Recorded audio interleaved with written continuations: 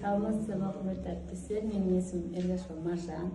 Мен 3 баланың анасымын. 2 баламның денсаулығында ешқандай кінәрат болған жоқ. 3-ші баламды дүниеге алып келгеннен кейін бір жастан асқанда врачтар неврологиялық ДЦП деген диагноз қойды.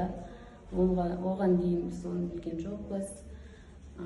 Бір күні Абдымалик ағайды жолда кездестіріп, ол кісі бізге Тянь-Шань өнімдерін ұсынды.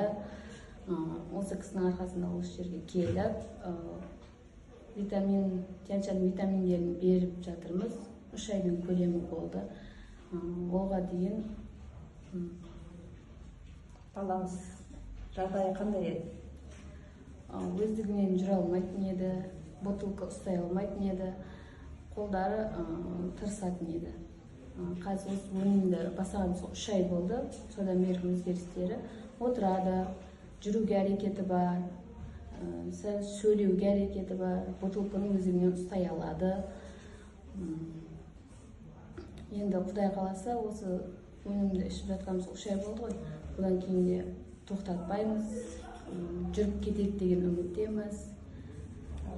Алла қаласа жүріп кетеді деген үміттеміз. Рахмет сізге, Алла шипа берсін. Құдай қаласа сіздерге де осы өнімді ішуді ұсынамын.